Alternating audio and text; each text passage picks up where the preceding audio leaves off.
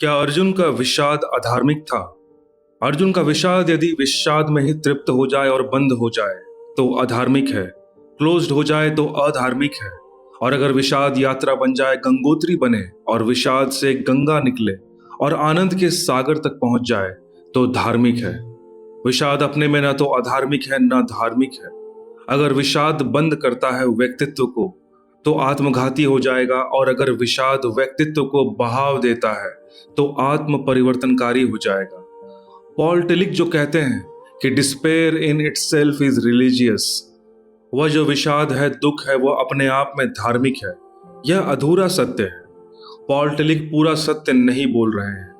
यह अधूरा सत्य है, आधा सत्य है। विषाद धार्मिक बन सकता है, उसकी पॉसिबिलिटी है, उसकी संभावना है धार्मिक बनने की, अगर विषाद बहाव बन जाए। लेकिन अगर विषाद वर्तुल बन जाए, सर्कुलर हो जाए, अपने में ही घूमने लगे तो सिर्फ आत्मघाती हो सकता है, धार्मिक नहीं हो सकता। यह बड़े मजे की बात है कि आत्मघाती व्यक्तित्व उस जगह पहुंच जाता है जहां से या तो उसे आत्म परिवर्तन करनी पड़ेगी या आत्मघात करना पड़ेगा। एक बात तय है कि पुरानी आत्मा से नहीं चलेगा।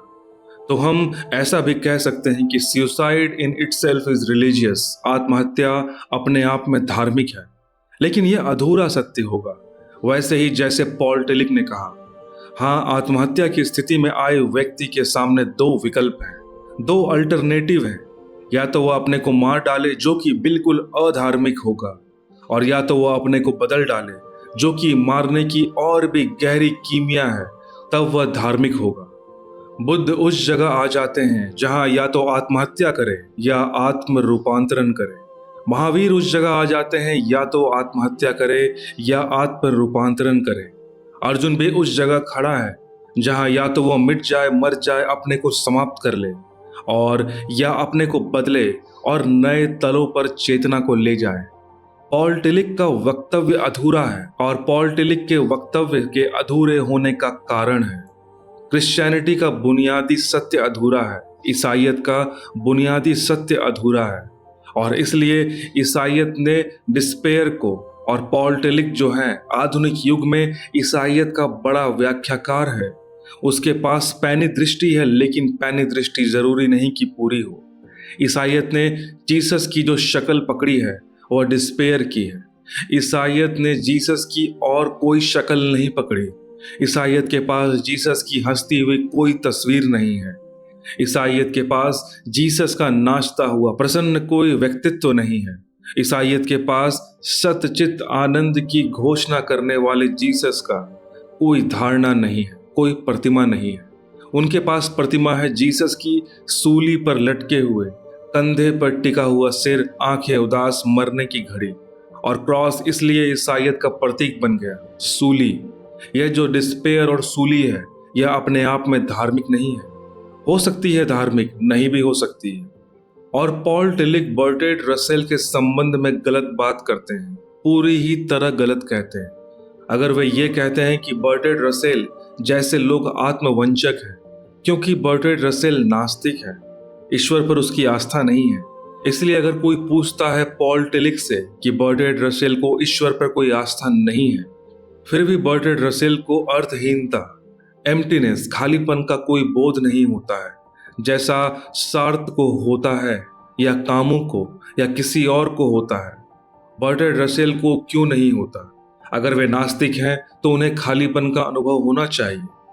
जरूरी नहीं है, क्योंकि नास्तिकता भी मेरी दृष्टि में दो तरह की होती है, अपने में बंद और बाहर बहती हुई। जो नास्तिक अपने में बंद हो जाएगा, जैसे विषाद अपने में बंद हो जाएगा, तो वह खाली हो जाएगा।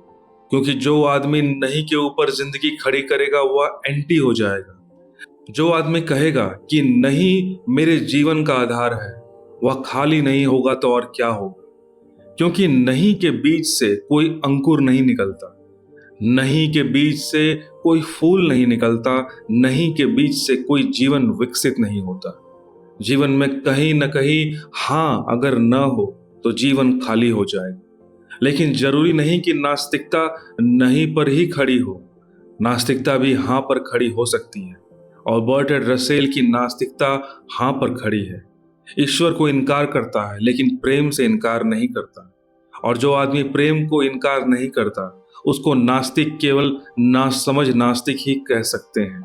क्योंकि जो आदमी प्रेम से इनकार नहीं करता वह बहुत गहरे में परमात्मा को स्वीकार कर रहा है। फॉर्मल नहीं है उसकी स्वीकृति। वह भगवान की मूर्ति रखकर मंदिर में घंटी नहीं बजाता, लेकिन जो बजाते हैं वे कोई आस्तिक हैं, ऐसा मानने का भी कोई कारण नहीं है। क्योंकि घंटी बजाने से आस्तिकता का क्या लेना देना। प्रेम का स्वर जिसके जीवन में हो उसके जीवन में प्रार्थना ज्यादा दूर नहीं है। प्रेम का स्वर जिसके जीवन में हो उसके जीवन में परमात्मा ज्यादा दूर नहीं है। और प्रेम इनकार करने वाला सूत्र नहीं है, प्रेम स्वीकार करने वाला सूत्र है। प्रेम बड़ी गहरी हाँ है पूरे अस्तित्व के प्रति। तो मैं बर्ट्रांड रसेल को नास्तिक सिर्फ औपचारिक अर्थों में कहता हूं। औपचारिक अर्थों में बर्ट्रांड रसेल नास्तिक है, जिस तरह औपचारिक अर्थों में बहुत से लोग आस्तिक हैं। लेकिन बर्ट्रांड रसेल की नास्तिकता आस्तिकता की तरफ बहती हुई है, उसमें बहाव है, वह खुल रही है। वह फूलों में भी आनंद पा लेता है। हमारा आस्तिक मंदिर में जाकर फूल तो चढ़ा देता है, लेकिन फूल में कोई आनंद नहीं ले पाता। फूल तोड़ते वक्त उसे ऐसा नहीं लगता कि परमात्मा को तोड़ रहा है। पत्थर की एक मूर्ति के लिए जिंदा फूल को तोड़कर चढ़ा देता है। यह आदमी गहरे में नास्तिक है। इसका अस्तित्व के प्रति कोई स्वीकार भाव नहीं है और न अस्तित्व में इसे परमात्मा की कोई प्रतीति है। इसे कोई प्रतीति नहीं है। इसकी पत्थर की मूर्ति को कोई तोड़ दे तो यह हत्या पर उतारू हो जाता है। जिंदा मूर्तियों को तोड़ देता है। इसके मन में आस्तिकता का कोई संबंध नहीं है। इसकी आस्तिकता आत्मवंचना है और बर्ट्रांड रसेल की नास्तिकता भी आत्मवंचना नहीं है। क्योंकि मुझे ऐसा दिखाई पड़ता है कि रसेल सिंसियर ईमानदार आदमी है और ईमानदार आदमी जल्दी आस्तिक नहीं हो सकता। कोई बेईमान आदमी ही जल्दी आस्तिक हो सकते हैं। क्योंकि जिस आदमी ने ईश्वर को भी बिना खोजे हाँ भर दी, उससे बड़ा बेईमान आदमी मिल सकता है। जिस आदमी ने ईश्वर जैसे महत तत्व को किताब में पढ़कर स्वीकार कर लिया, उस आदमी से ज्यादा आत्मवंचक आदमी, सेल्फ डिसेप्टिव आदमी मिल सकता है। ईश्वर बच्चों का खेल नहीं है। ईश्वर किताबों में पढ़े गए पाठ से संबंधित नहीं है। ईश्वर का माँ बाप द्वारा सिखाए गए सिद्धांतों से क्या वास्ता है। ईश्वर तो जीवन की बड़ी प्राणवंत खोज और पीड़ा है, बड़ी एंग्विश है। बड़े विषाद से उपलब्ध होगा, बड़े श्रम से, बड़ी तपश्चर्या से, बड़े इनकार से गुजरने पर, बड़ी पीड़ा, बड़ी खालीपन से गुजरने पर, बड़ी मुश्किल से, शायद जन्मों की यात्रा, जन्मों जन्मों की यात्रा और खोज और जन्मों के भटकन और जन्मों की असफलता और विफलता, तब शायद इस सारी प्रसव पीड़ा के बाद वह अनुभव आता है जो व्यक्तित्व को आस्तिकता देता है। लेकिन मैं मानता हूं कि बर्ट्रांड रसेल वैसी यात्रा पर है, इसलिए रबराली नहीं है। सार्त्र खाली है, उसकी नास्तिकता क्लोज्ड है। एनसर्कल्ड इन वन सेल्फ, अपने भीतर ही वर्तुल बनाकर घूम रहा है। तो अपने भीतर तो आदमी फिर खाली हो जाएगा। और नहीं पर, नथिंगनेस पर जिसने आधार रखे, जिंदगी में कैसे फूल खिले। उसने मरुस्थल में जिंदगी बोने की कोशिश की है, वहां फूल नहीं खिल सकते। नहीं से बड़ा कोई मरुस्थल नहीं है। और जमीन पर जो मरुस्थल होते हैं वहां तो ओएसिस भी होते हैं, वहां तो कुछ मरुद्यान भी होते हैं।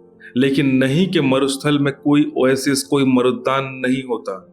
वहां कोई हरियाली नहीं खिलती। हरियाली तो हाँ में ही है। आस्तिक ही पूरा हरा हो सकता है। आस्तिक ही पूरा भरा हो सकता है। आस्तिक ही फूलों का उपलब्ध हो सकता है, नास्तिक नहीं। लेकिन नास्तिकता दो तरह की हो सकती है और आस्तिकता भी दो तरह की हो सकती है।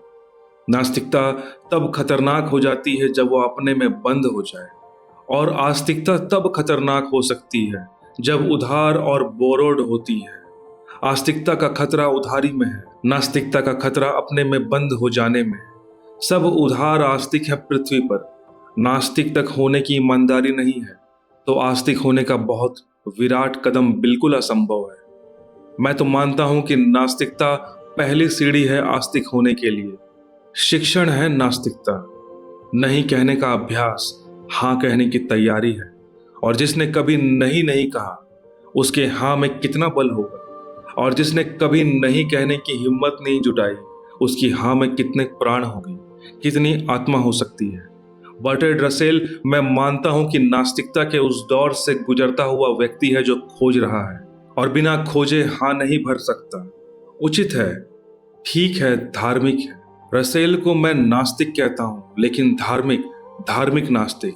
और तथाकथित आस्तिकों को मैं आस्तिक कहता हूं, लेकिन अधार्मिक आस्तिक।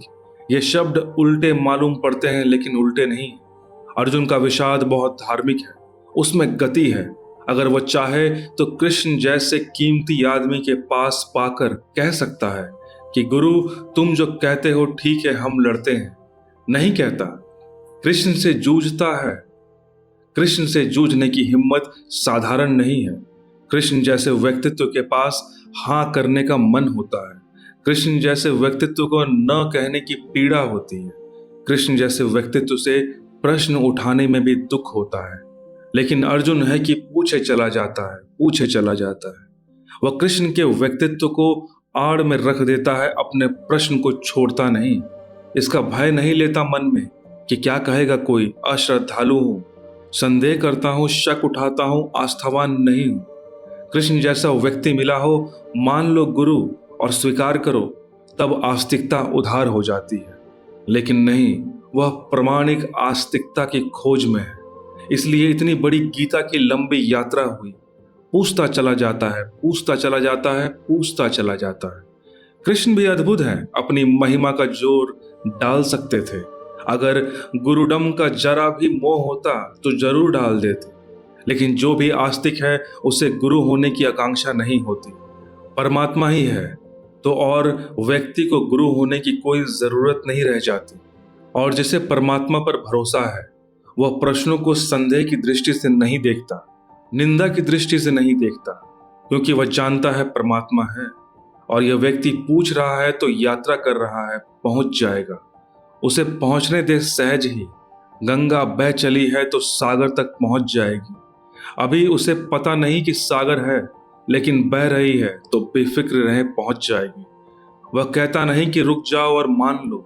और गंगा अगर रुक जाए और मान ले कि सागर है, तो कभी जान नहीं पाएगी कि सागर है। रुक जाएगी, एक डबरा बन जाएगी सड़ा गला, फिर उसी को सागर समझेगी। ऐसा आस्तिक अर्जुन नहीं है।